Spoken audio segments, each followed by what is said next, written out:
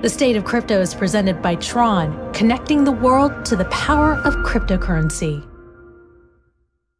So, the Attorney General of the Bahamas is speaking out in the wake of FTX's collapse, aiming to reassure investors and that country is a safe place to operate a business. Take a listen to this clip from Ryan Pinder's pre-taped speech released earlier online. Any attempt to lay the entirety of this debacle at the feet of the Bahamas because FTX is headquartered here would be a gross oversimplification of reality. We have been shocked at the ignorance of those who assert that FTX came to the Bahamas because they did not want to submit to regulatory scrutiny. In fact, the world is full of countries in which there is no legislative or regulatory authority over the crypto and digital asset business.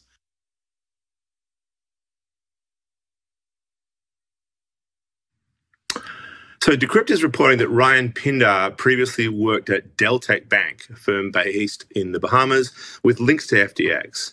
I would like to disclose as well at this stage that before I joined CoinDesk, once the Bahamian government paid me to give a speech there on the sort of broad implications of blockchain technology.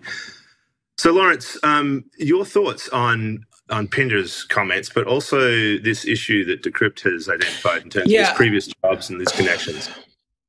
It's a very, it's a very tight web, this whole Bahamas situation. Of course, Bahamas, as you know, is a relatively small country. I mean, I guess their greatest export was the Duke of Windsor. It's a joke there. But other than that, it's a very small country, and when you have this kind of a situation, of course, that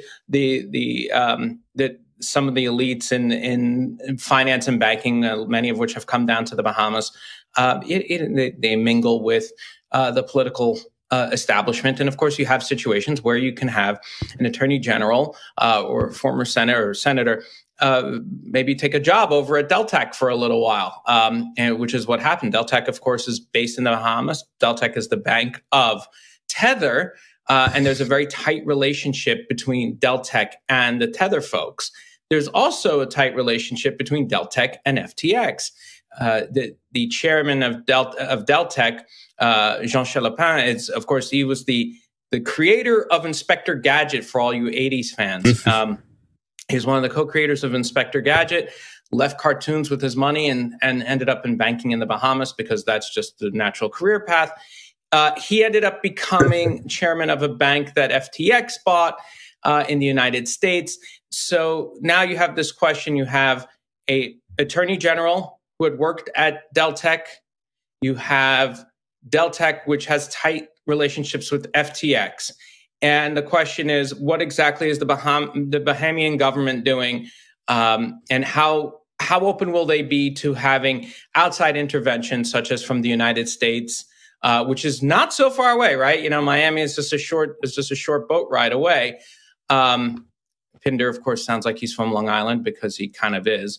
But it's this, the question is whether or not he's being defensive because of that tight relationship or not. That remains to be seen. Obviously, one cannot presuppose that he won't, that he'll, we can't assume that he will be biased. But of course, we want to give faith to the Bahamian government. But this is a tough one. I mean, this is like the same accusations people had about the Bush administration and the oil business, and all sorts of. We have this in the United States as well. So, good luck, everyone. All right, let's bring in Nick. Yeah. So Nick Day, he's managing editor of Global Policy and Regulation. He's also the editor of everyone's must-read The State of Crypto newsletter put out by CoinDesk. Nick, good morning. Good morning. Busy week already. Yeah. So, my man, what do you think of this? Pinder and Deltec and how much of that is an issue here? It's a really interesting speech, right? It was it was a really defensive speech, right? This wasn't about providing further clarity to the whole FTX situation and what the Bahamas has done so far. It was about saying, hey, the Bahamas, has a regulatory regime. We're on it. We're taking a look. We're investigating. Get off our backs. And, the questions that people have about the Bahamas government's, interactions and investigations into FTX, they include everything from, trying to get a clear timeline on when exactly it seized assets between, October 11th and 12th. Include questions about, is Sam Bankman-Fried, the founder and CEO or former CEO of FTX, under investigation? And, is he still basically at large? Should he be, under arrest for any potentially illicit activities? They include questions of, what exactly the regulators are doing right now with regard to the, assets, which they say they've secured, but, this was also right after a major hack. And as you mentioned earlier, just kind of this ongoing fight between the U.S. and the Bahamas in terms of jurisdiction. Throughout the speech, various details that Ryan Pinder included are that, he lamented that current FTX CEO John Ray III, in his words, misrepresented what exactly the Bahamas government did with regard to FTX's assets. He mentioned that Standard & Poor's had an economic outlook that projected the Bahamas will remain stable, not to be, adversely impacted by FTX's collapse. He said that it's a good place for tourists, it's a good place for entrepreneurs. It was a very interesting speech. I mean, this sounds like it's defensive, and in many ways, it also raises the question. I think when you hear these kind of speeches, you automatically go, well, there are a couple of questions. As we had mentioned, the Deltec connection. This is a more sophisticated attorney general than one might expect, because he has experience in digital assets. So that actually, in many ways, one could almost say that could raise a red flag, that he kind of knew what needed to be done, if you will, but that's conspiracy theory. The other thing is that, as you mentioned, it was defensive. Does the Bahamas have the resources even? Do we even know if they have the resources to prosecute a massive bankruptcy like this and a chaotic collapse of this size and magnitude and effects? It's a good question. I don't have a clear answer on that. I think a lot of it's going to come down to just, what exactly comes out through the bankruptcy process, right? So, by any standard, this is going to be a very complex procedure. We do have 102 companies at this point that are currently filing for bankruptcy. Most of them, or all of them, have set up in the U.S., filed for bankruptcy in the U.S., but they're headquartered all over the world. As we've mentioned before, this is going to be a really long, drawn-out bankruptcy. And plus, you have the added complication of there being multiple civil and criminal investigations by various regulators and law enforcement entities. And that's just going to draw out the process even longer. So, the Bahamas said, or, Ryan Pinder said last night that there are civil and criminal investigations in the Bahamas. We know that there are similar investigations in the U.S. There are probably investigations by civil authorities, at the least, in some of the other countries that FTX had local branches in. And what that means for the bankruptcy process is, it's just really going to draw everything out a little further than I think anyone would hope. But it also means we're not going to have a clear sense of just, where the jurisdictions are going to land up until we start hearing a bit more from the entities involved, from the regulators involved. Okay, so Lawrence has laid out the reasons that we might be suspicious here and the reasonable doubt. But let's also have a little sympathy for this government here. And I think that to pick up on the question of this challenge of the international inconsistency, lots of small island nations, saw an opportunity in digital assets to, build something for themselves, and particularly I think in the Caribbean, where you've got this problem of de-risking, where in the post 9/11 world, banks just simply are not banking those places, and so digital assets has been seen by a number of different jurisdictions as an opportunity to. Some have done it differently, but to formulate a reliable regulatory regime that could then build a new industry for them around that. And I think that was, who knows, but that's certainly the professed spirit of what the Bahamas were trying to build here. And this question of international consistency truly is a big one. One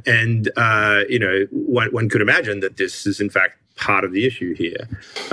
So I don't know, Nick, how much sympathy is there toward that idea that, it's just a different set of regimes? This is an international technology.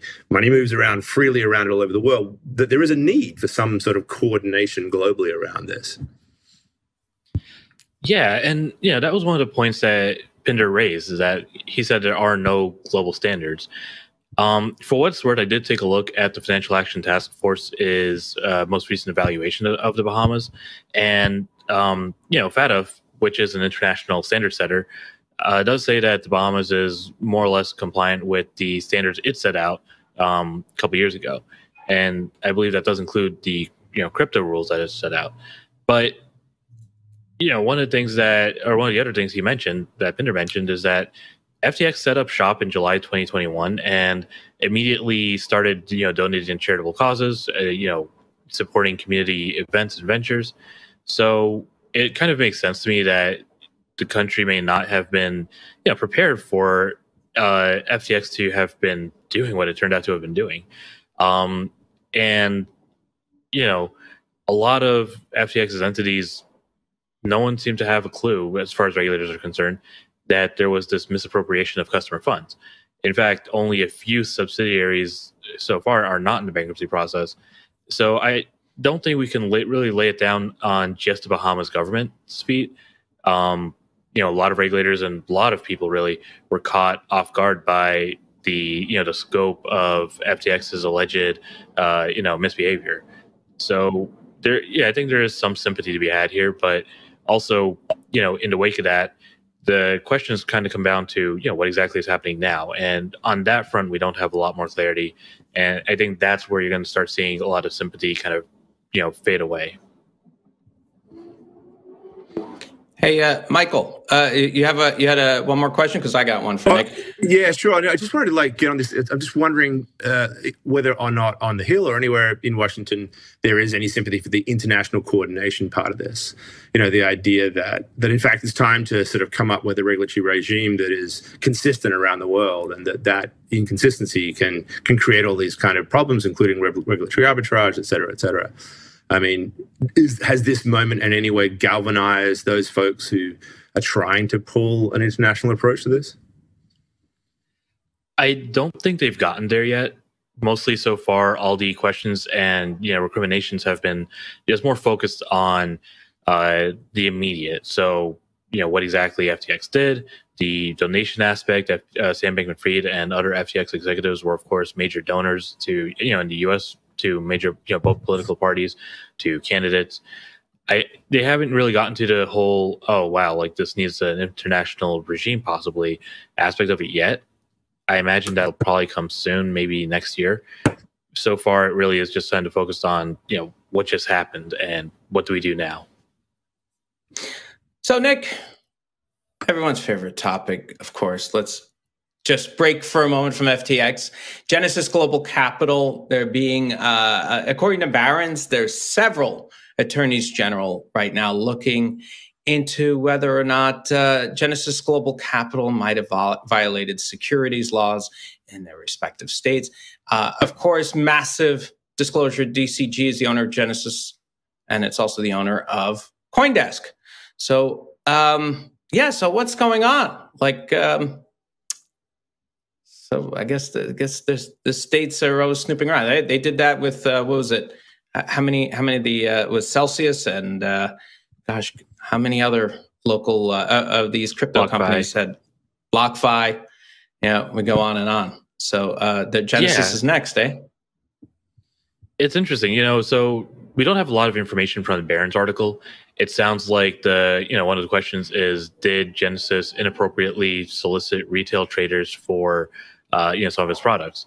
And right now all we know is that they're looking into it. We don't know if there's any kind of criminal inquiry. We don't know if there's a civil inquiry.